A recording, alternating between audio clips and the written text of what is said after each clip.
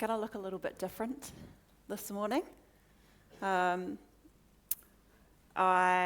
about new levels of trust,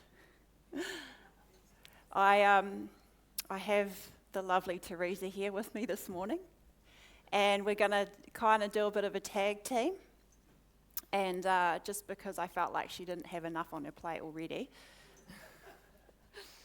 And we're pretty much off the cuff this morning, which is a very scary thing for both of us. So we are asking for your grace. If we choke, if one of us chokes, I'm sure we'll cover for each other, but also I'm hoping it'll be real, it'll be authentic, and it'll be what the Lord wants to bring.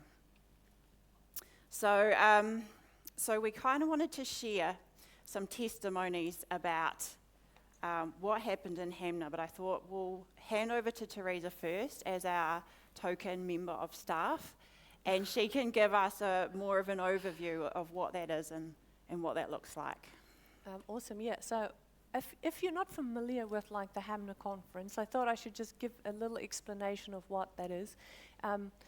Every year the church, thank you. I was wondering who's going to fight over what cup. We could share.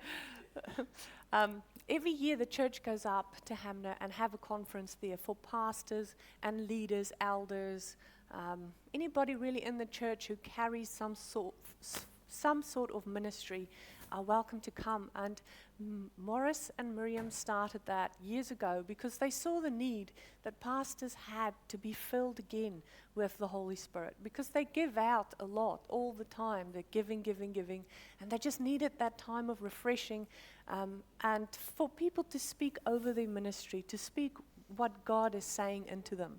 So that happened in May, and Rachel and me was part of the team that went up there. Normally church takes a small prayer team because you don't want to take a lot of space that could be filled by other people, because health and safety, you can only have that many people in a building, and obviously we want to reserve those spots for pastors to come. So that's why only a small amount of us go up there. And so this year it was really amazing, and I feel so blessed having been there and just seeing what God did, because people came, they looked a bit like this, they were looking down, they were heavy in heart, they were tired and weary, but as the 3 days went on, they were excited and they were just reignited again, and the flame that was sort of just flickering was burning brightly, and their countenance changed, their faces were smiling, and it went from almost like a funeral to a wedding. And it was just so awesome to see, because that's only God. Only God can do that. Only He can touch people and revive them again. And it was also amazing to see the different teams that came, different teams of churches, how unity was amongst them, and how they cared for each other and prayed over each other, and how they followed each other. If one went up for prayer, the rest would kind of come and make sure that they receive everything that God has for them. So it was awesome to see that the church, the Baptist church, is walking in unity. And it was awesome to watch the leadership team be in unity, and the prayer team be in unity, and the worship team being in unity. So that was a blessing, because it's a lot harder when you come in and you've just had an argument, but there wasn't any harsh words spoken. And I said to Greg in the week, I came back just being reminded of how blessed we are here in Oxford, because sometimes you have to go away and see what other people face, what other churches face, to just be thankful again for what you have.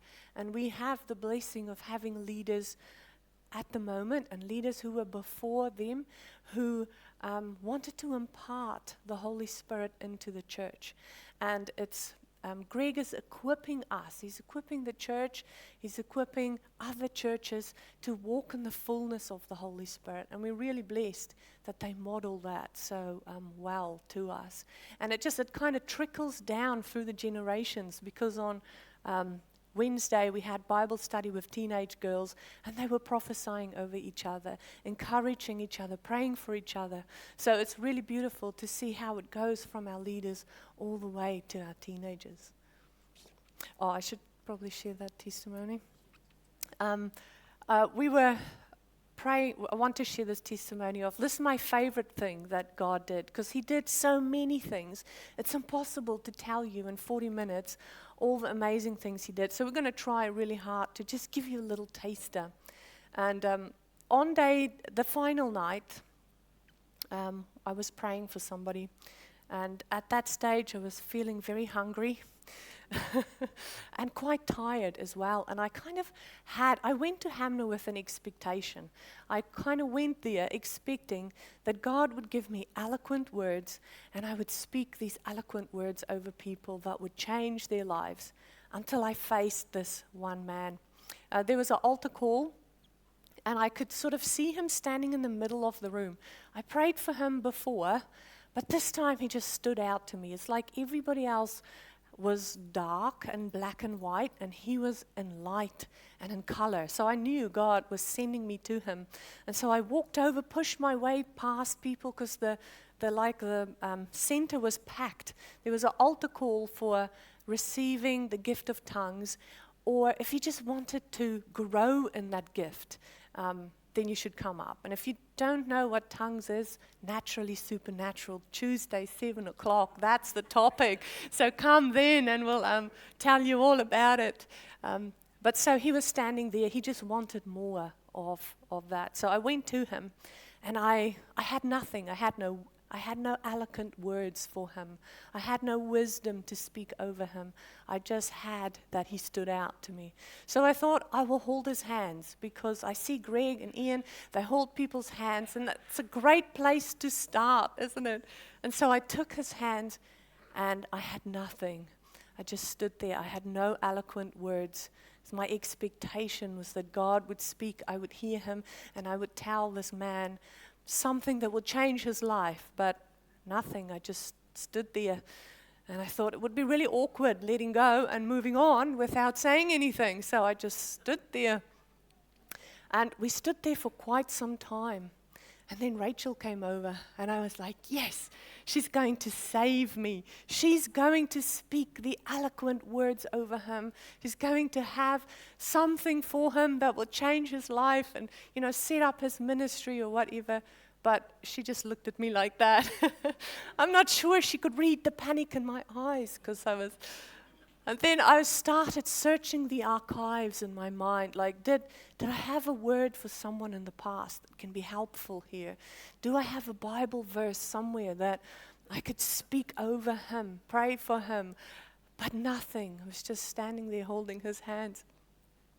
And then I sort of saw on his shirt, he had a shirt with buttons and a little embroidered dog on his top. And it stood out to me again. It was like he went black and white, but that little dog just stood out. And I thought, I wonder what will happen if I put my hand on it. Now, normally we would ask people, is it okay if I put my hand on your chest? But I didn't, because it was so compelling, and I think I was so desperate in that moment. And I just put my hand on his chest, and that's when I noticed that he had tears on his face. And the tears were sort of going down his wrinkles. They were kind of hidden. And he sort of started shaking, and he fell over. And he didn't say a word. See, my expectation wasn't that at all.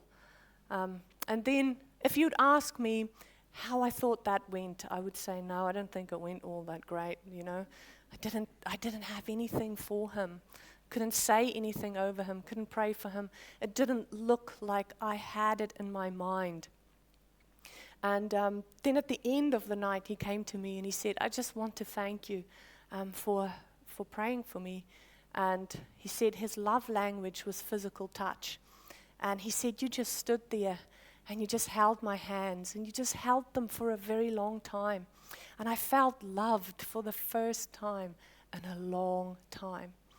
And it's like God said to me, I use the foolish things to put the wise to shame, so that no flesh would glory in his presence. Because that, I could have had the eloquent words. I could have explained to him in like high English how much God loved him. But he needed to feel it. And God knew that. He knows what we need and he knows how to give it to us. So it did not meet my expectation, but it met the expectation of the Holy Spirit.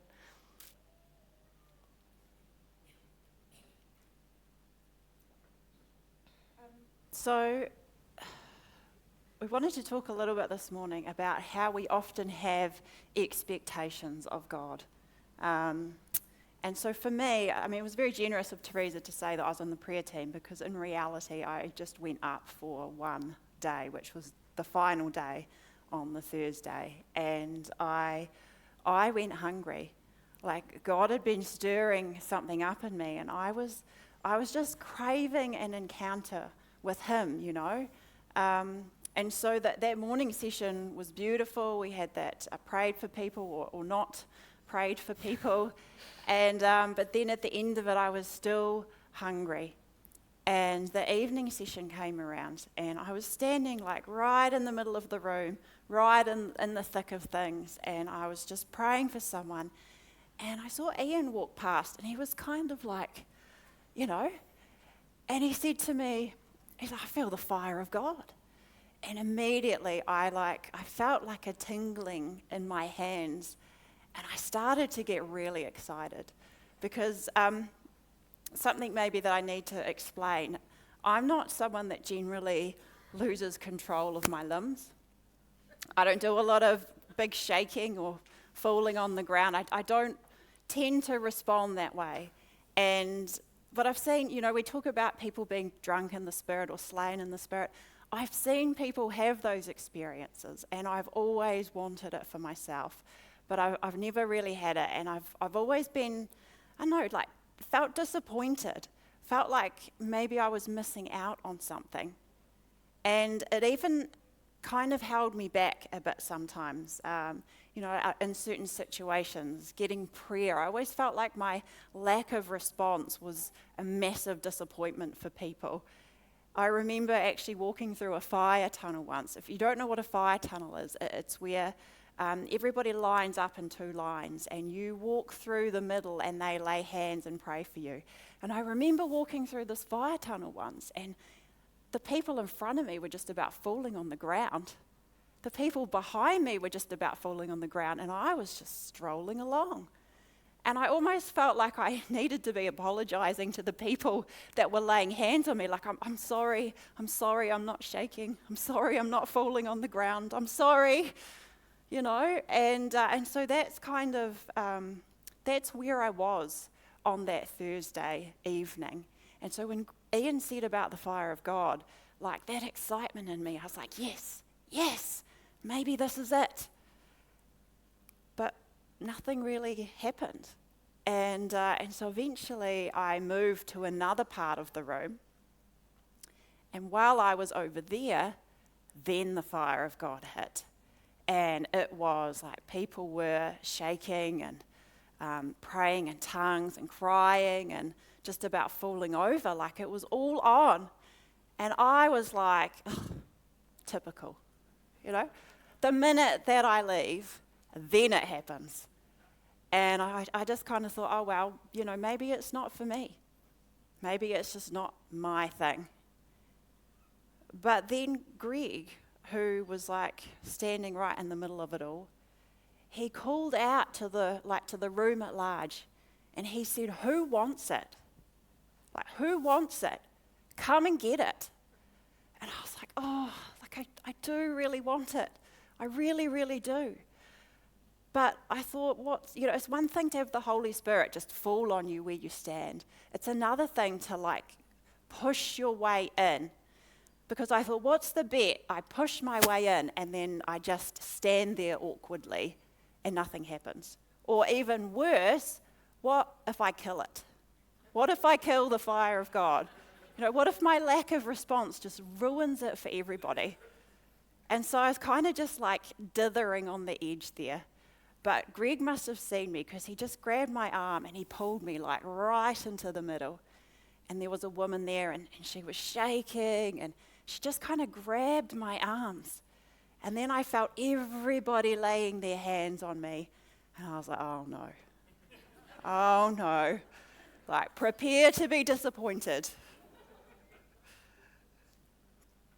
But as I was standing there freaking out, I heard someone say, now I don't know if they were talking to me, because you've got to understand, like, it's a very busy, like, there's people praying all around you, people crying out to the Lord, worshipping, the music's up, like, it's very noisy, it's very busy. But I heard someone say really clearly, don't worry about what it looks like. And so I was just like, okay, God, I just kind of laid all that aside, and I was like, I'm here. I'm here. It's just me and you. And that's when I felt the presence of the Lord. And I might get a bit, because it felt like there were things in me that just got stripped away. And I was just there, like, raw, vulnerable me. And he was, like, right there in front of me, like, right there. I could feel, like, a warmth coming off him. I could feel his love for me, and it just blew me away. Like, the hunger that I had been feeling for him, man, he'd been feeling it for me.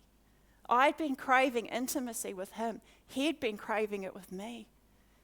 And I felt like something broke inside of me, like a big dam, and all those things that I'd been so worried about, all those expectations that I'd been building up around this kind of experience, like, it just all got swept away. And I realized that actually those were the very things that had been stopping me from receiving and from encountering the intimacy. And it was only when I let them go that God was able to come and meet with me in that place. And no, I wasn't on the ground. You know, I think I might have cried. I think there might have been a fair bit of snot. But it was like, I didn't care. I didn't care what it looked like. I just wanted him. And so, yeah, those expectations that we have often can hinder us. Like, we put a wee box, you know, out and say to God, like, fill it. This is what I want. But often, actually, all of the time, he wants something bigger for us. And so someone else who had expectations of God was Naaman. Now, we couldn't decide, is it Naaman, is it Naaman? Anyway, if you haven't met him, you'll find him in 2 Kings chapter 5. I'm not going to read the whole chapter this morning, but I'll just give you an overview of what happened. So Naaman was the commander of an army of the king of Aram. So he was a very influential, powerful man. He's probably very wealthy, but he had leprosy. And he heard through a Hebrew servant in his household that there was a prophet in Samaria who could heal him. And that, of course, was Elisha. And so he did what any great statesman does. He went through the proper channels. He went to his king and got a letter of recommendation for the king of Israel. And then he got together his horsemen and his chariots and his silver and his gold and his fine clothing, and he sets out with his entourage in great pomp. Now, miracle workers of the time were highly, should we say, courted by the king, by the people. They would have been well paid generally for their trade. And so you can imagine, like, he was expecting probably a palace, or at the very least, you know, maybe a lonely cave in a hill in the middle of the wilderness somewhere. That would have at least been understandable for an eccentric holy man. But instead, he finds himself in an ordinary street, outside an ordinary house, which was Elisha's house, about to knock on a very ordinary door. And that's not the worst part. The worst part is that Elisha the prophet wouldn't even come down to see him. He sent his servant to talk to Naaman. and tell him what to do. And what he told him to do in order to be healed was to go and dip in the Jordan River 7 times. Now, I don't know if you know much about the Jordan River, but it's not a particularly impressive river. It wouldn't have been a particularly clean river. Naaman himself, like he's probably used to having his own bath, having his own pool even. The idea of, stripping down and going and bathing in the dirty Jordan River with all the peasants and the beggars and the farm workers, like that was just no way. No way. And so we're going to go to verse 11 to 14 now. And this is Naaman's response. But Naaman went away angry and said, I thought he would surely come out to me and stand and call on the name of the Lord his God and wave his hand over the spot and cure me of my leprosy. Are not Abana and Pharpar, the rivers of Damascus, better than all the waters of Israel? Couldn't I wash in them and be cleansed? So he turned and went off in a rage. Naaman's servants went to him and said, My father, if the prophet had told you to do some great thing, would you not have done it? So how much more then when he says, Go wash and be cleansed? So he went down and dipped himself in the Jordan 7 times, as the man of God had told him, and his flesh was restored and became clean like that of a young boy. You see, Naaman had big expectations of what a miracle of God was going to look like. And when it didn't work out the way that he had planned, he went off in a huff. And it was his servants that came to him and basically said, what have you got to lose? What have you got to lose? And I want to pose that to the church this morning. What have we got to lose? When we try and fit God in a box of our expectations, we miss out on what he's actually wanting to do. I think of the Pharisees, right? They had this idea of what the Messiah was going to look like. They had built up this picture of him over hundreds of years, so that when Jesus actually came and didn't fit the mold, they rejected him. Their expectations caused them to miss out on the greater thing. So don't miss out on the greater thing. Don't box God in with your expectations of what something should and shouldn't look like. Do you want to share the testimony of Hannes? Yeah, sure. Okay. My husband works in flooring, so he spends a lot of time on his knees just fixing floors, and that causes his knees to really hurt, and he's got a troublesome knee that's really painful. And so he's had lots of prayer over every Sunday. He comes up for prayer, and at Hamner, he went expecting, that God is going to do something. So we had a group of people together, and we prayed for him.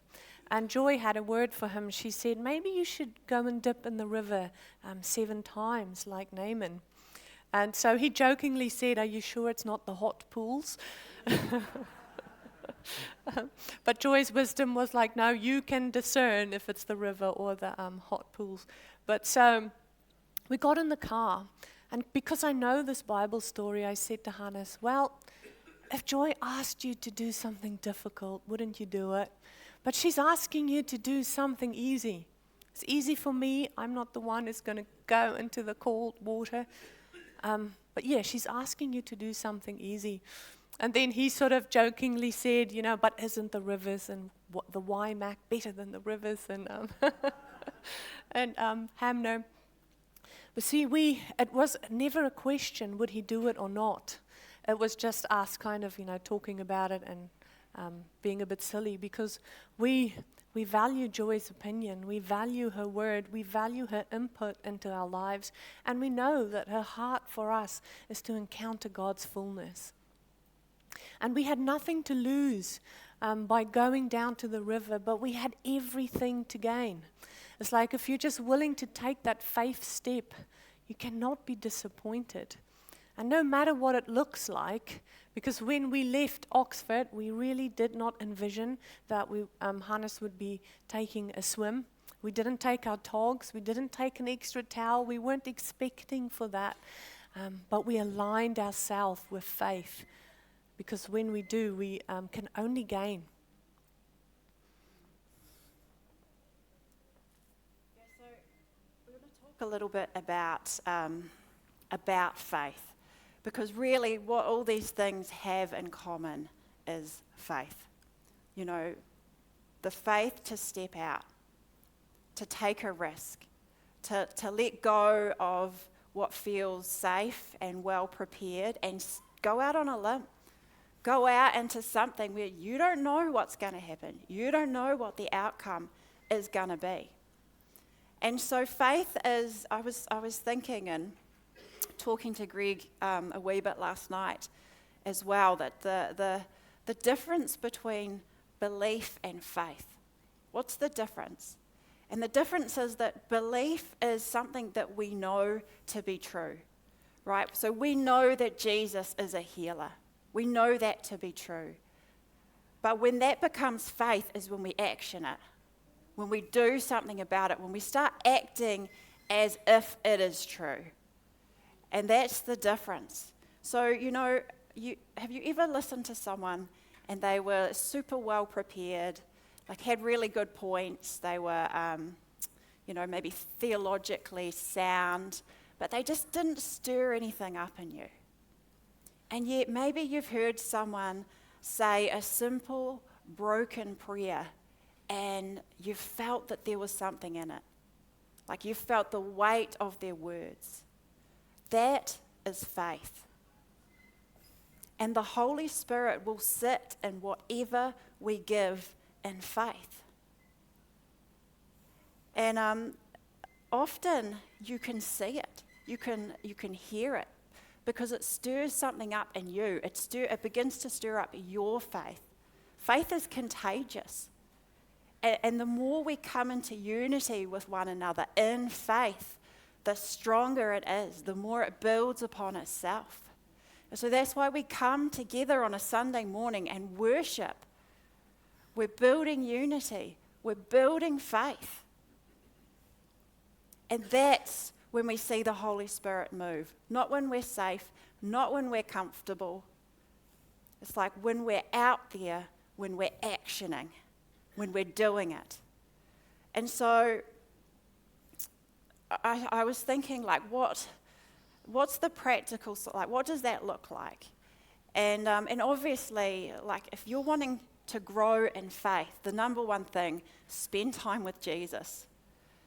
But number two would be spend time with, like, surround yourself with people who have great faith, with people that encourage you and build you up in your faith.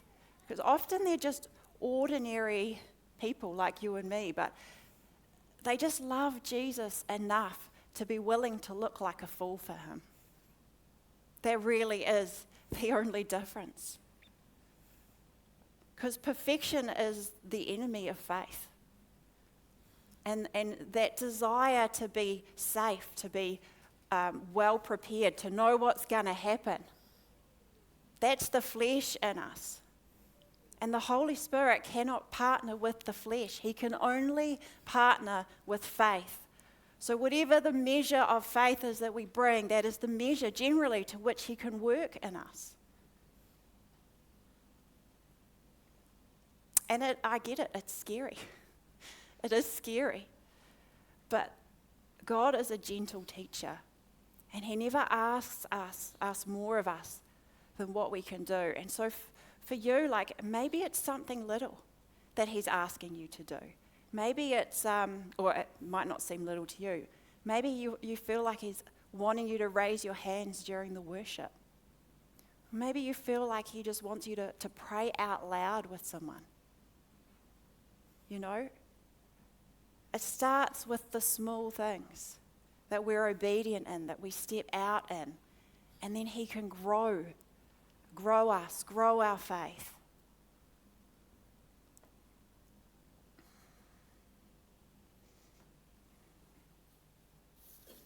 Yeah, he's a gentle teacher, and he's been like that with me.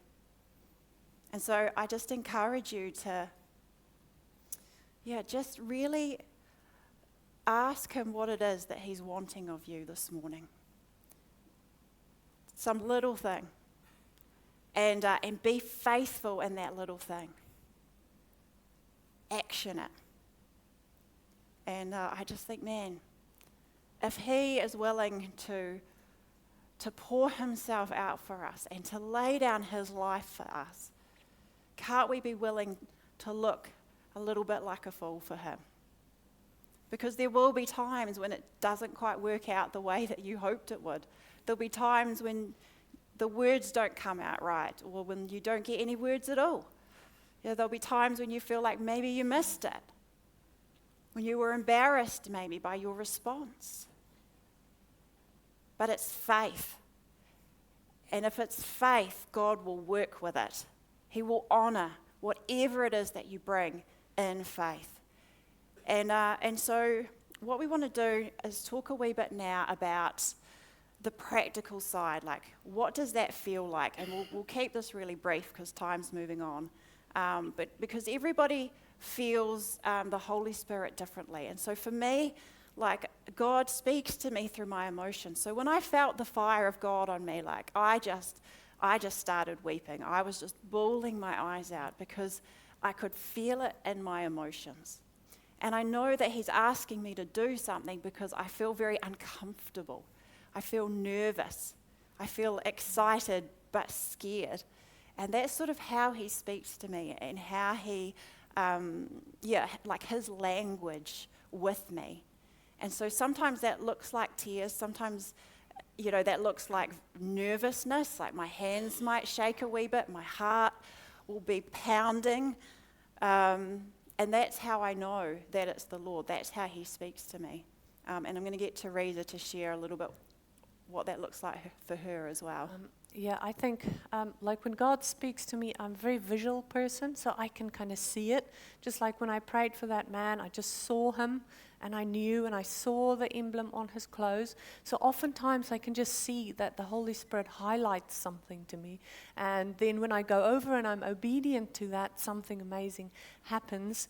But it's I have to always take that step of faith. Like he never tells me, if you go and stand over there, this is going to happen. He leaves that bit out. And it's like almost I have to go and discover when I go over to the place he's highlighting for me, what is going to happen.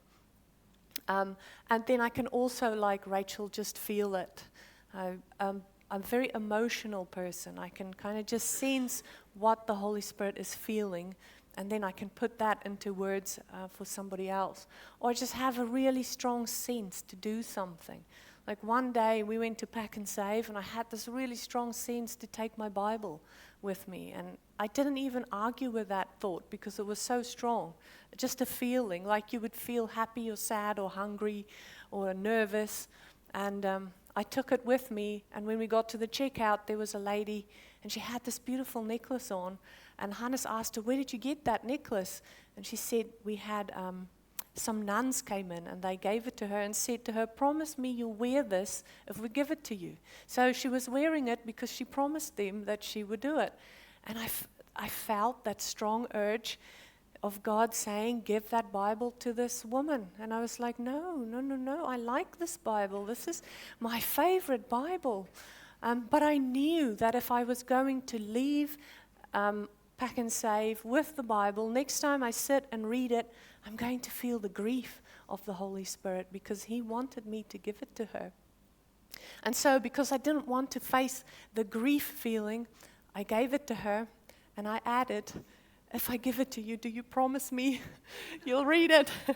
Kind of to make that separation a little bit better. But that was all just feelings. It wasn't audible words or written in the sky. And I will never know what impact that had on that woman. I will never know what God has done with that further. It's just leaving it in his hands and in his faith. But I want to encourage you too to experience and explore what the language of the Holy Spirit is for you. Because there's no point in you knowing that God speaks to me and Rachel through emotion. And when we're crying, you can go, oh yeah, God's talking to them. But he wants to speak to you as well. And it's up to you to spend that intimate time with him and to learn how he communicates with you. Might be that, like for Hannes, nothing happens. He just stands. We can stand together and get the same prayer, and I'm on the ground crying, and he is standing. And outwardly, is it outwardly? Outwardly. It looks like nothing's happening, because you would sort of say that something's happening to me because I'm crying and on the floor, and nothing's happening to him, but it's happening in his heart as well. And we judge the things by the fruit afterwards. Whose life was changed after we had an encounter with the Holy Spirit? Mm. So I can honestly say, like, my life has changed since my encounter was like a week and a half ago. Because before, I had to work really hard to feel the Holy Spirit. I had to really concentrate. Whereas now, like, I feel him there all the time. I'll be hanging out the washing or doing the dishes, something really mundane like that, and then just all of a sudden, I just know he's there. And I can feel his love. I can feel his warmth. And he wants that with each and every one of us. He wants that closeness. He wants that intimacy. And I feel like this morning he's wanting to invite you to lay aside your expectations of what that's going to look like. Lay aside the fear and the worry that you might have. Lay aside perhaps past disappointments, times when you really needed the Lord to move and you felt like he didn't. You felt like he let you down. This morning is the time to come and lay those aside, because I experienced the fire of the Holy Spirit on Thursday last. And this morning, we have the same Holy Spirit here this morning. The same God, the same love for you as for me, the same desire for intimacy. And so what we're going to do now is we're going to invite the music team to come up and give us a final song. Can we play the last one that we sung? Cool, thank you. I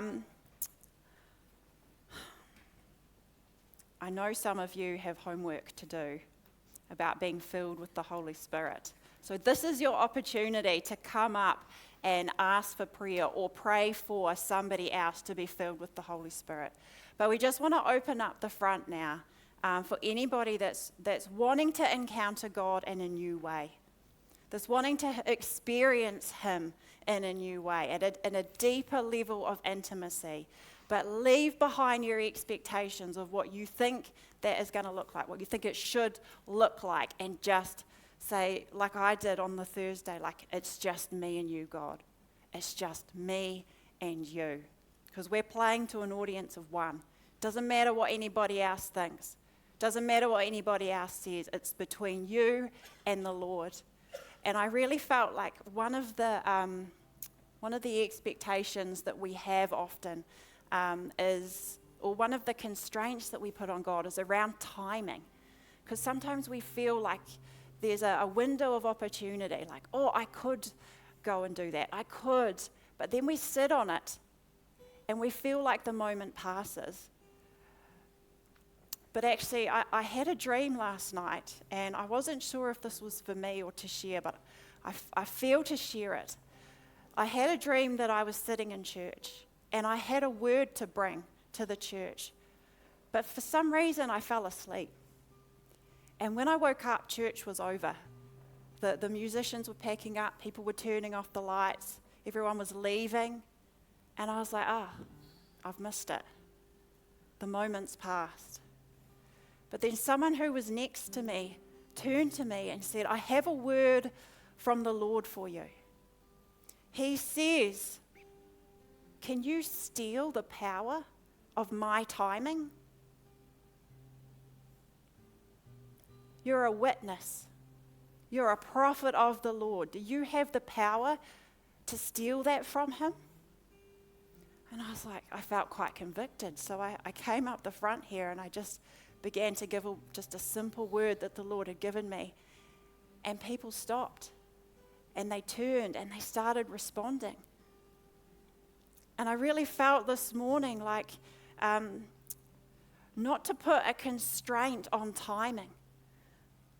Like maybe you're looking at something and feeling like, oh, I've missed it. It's too late now. The Lord would say, no. He holds the power. He holds the power of the timing of that thing. And it is never too late to do the work of the Holy Spirit. So if you feel to stand, then stand. If you feel to speak, then speak. If you feel to pray, then pray. If you feel to prophesy, then prophesy.